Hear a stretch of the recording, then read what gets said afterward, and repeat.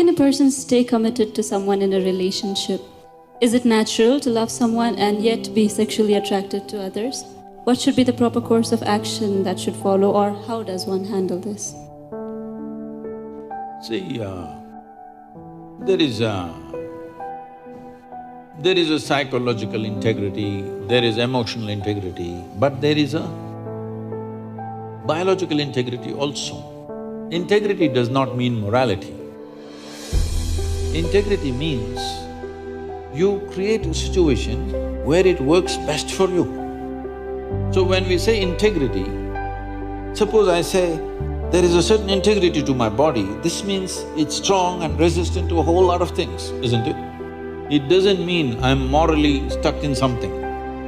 So I'm talking about… I want you to understand the word integrity in that context. We're talking about integrity in terms of strength of this life. So if that is the thing, is it true? Do you remember how your great-great-great-great-great-grandmother 10 generations ago looked like? Do you remember? No. But her nose is sitting on your face. Yes or no? Body remembers, isn't it? Body remembers your forefathers 1,000,000 years ago. Yes or no? So what you're calling as my body is a heap of memory, isn't it so? Memory or no? See, now from Nepal you came to Shillong, you eat a lot of this Meghalaya food, your features won't change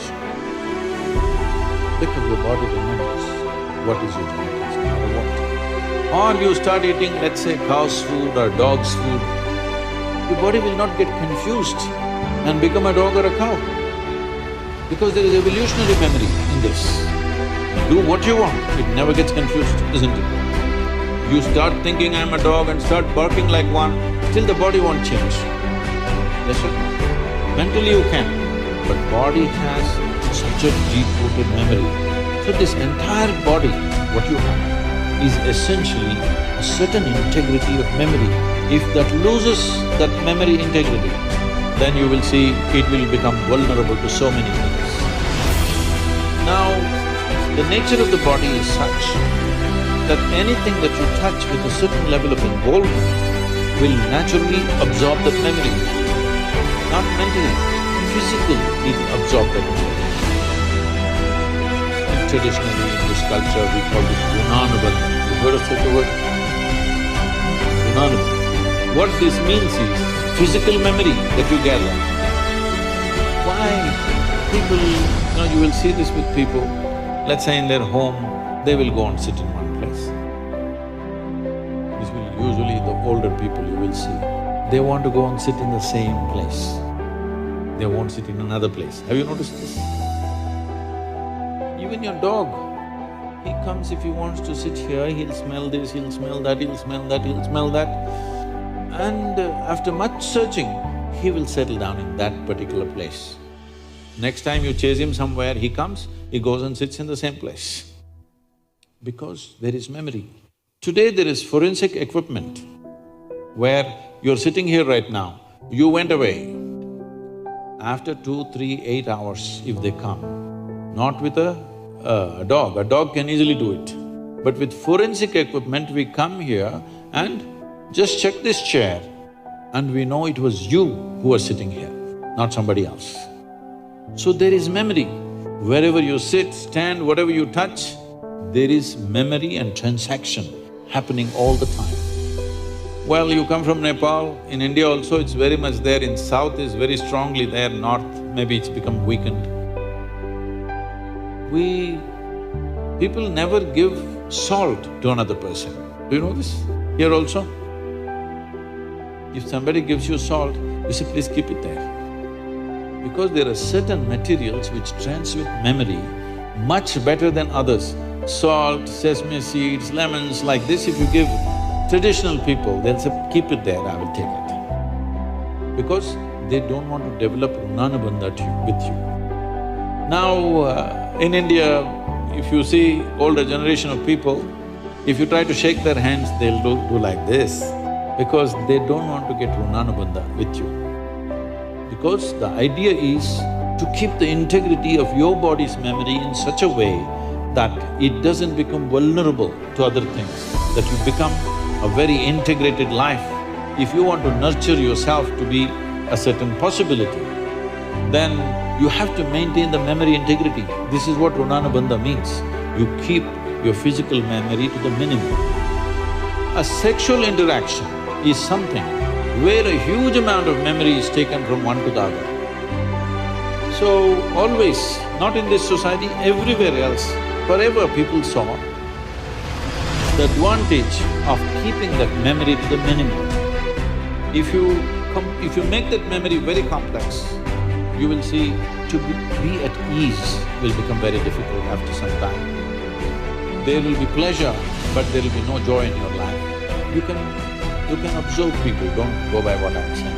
You can observe people, they will have pleasure, they will giggle all the time, but you look at them, there is no joy in them, there is no ease. Because the ease will go away with excessive memory. This is not only with sexuality, there are many other things that you do like this. Right now you see this very much in the Western society. Wherever I go, especially in America, people will say, Sadhguru, where is my house? Well, it must be with you. Why is it with me? It is not like at a certain moment when you feel close to somebody, you hug them. It's like all the time you have to touch people. Because today's psychiatrists are analyzing these things and saying that is because they have not been sufficiently touched by their mothers and parents at an early age. When they grow up, they're desperately longing to touch somebody all the time.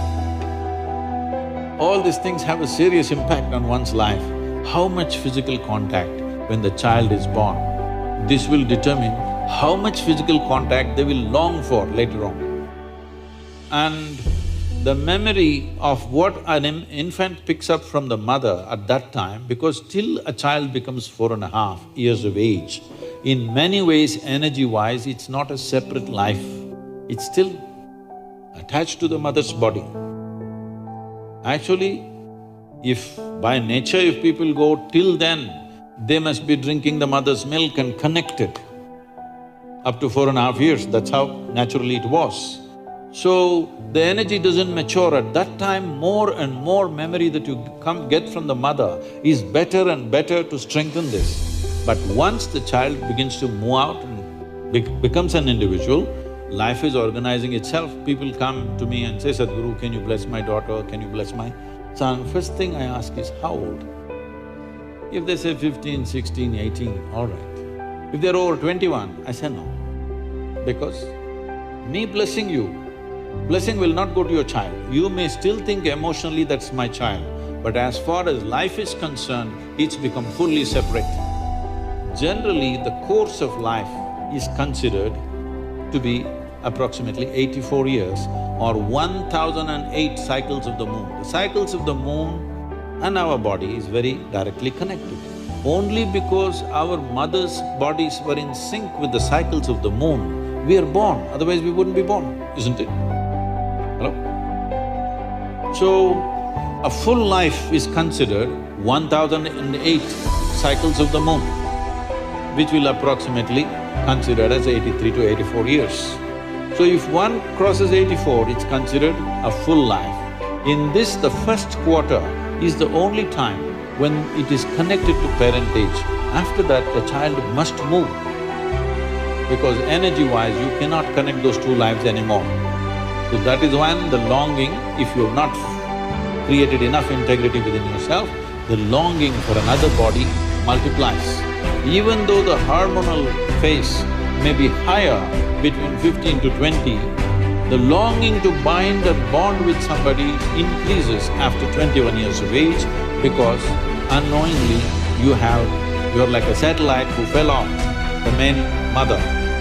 You come off the motherboard. Now you want to attach to something unless you find some integrity.